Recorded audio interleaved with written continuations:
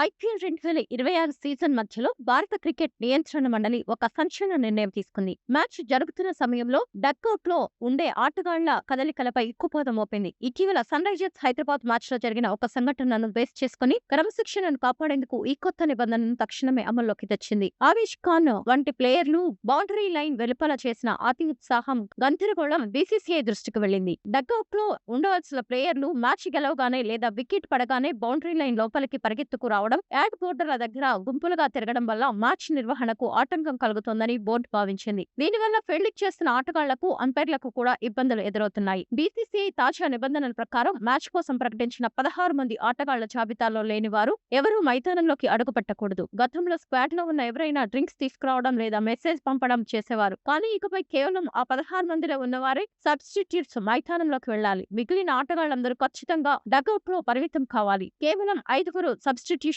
ప్లేయర్లు మాత్రమే boundary line వద్ద బిబ్స్ వేసుకొని తిరిగే అనుమతి ఉంటుంది. వారు కూడా బౌండరీ రోప్, ఎల్ఈడి అడ్వర్టైజింగ్ బోర్డుల మధ్యలో ఇష్టం వచ్చినట్లు తిరగడానికి వీల్లేదు. నిర్దేశించిన స్థలంలోనే కూర్చోవాలి. డ్రింక్స్ ఇచ్చే సమయంలో కూడా అంపైర్ల అనుమతి తప్పనిసరి అని క్లాజ్ 11.5.2 స్పష్టం చేస్తోంది. ఐపీఎల్ అనేది ఇప్పుడు ప్రపంచవ్యాప్తంగా భారీ క్రేజ్ ఉన్న లీగ్. ఇక్కడ ప్రతి సెకను విలువైందే. ఆటగాళ్లు అనవసరంగా గ్రౌండ్ లోకి రావడం వల్ల సమయం వృధా అవడమే కాకుండా వ్యూహాలను పంచుకోవడంలోనూ అక్రమాలకు తావిచ్చినట్లు అవుతుందని విమర్శలు ఉన్నాయి. అందుకే మ్యాచ్ ప్లేయింగ్ కండిషన్స్ లో క్లాజ్ 24.1.4 కు అదనపు మార్పులు చేస్తూ బీసీసీఐ ఈ నిర్ణయం తీసుకుంది. ఇకపై ఈ నిబంధనలు ఉల్లంఘిస్తే జట్లు భారీ జరిమానాలు ఎదుర్కోవాల్సి ఉంటుంది.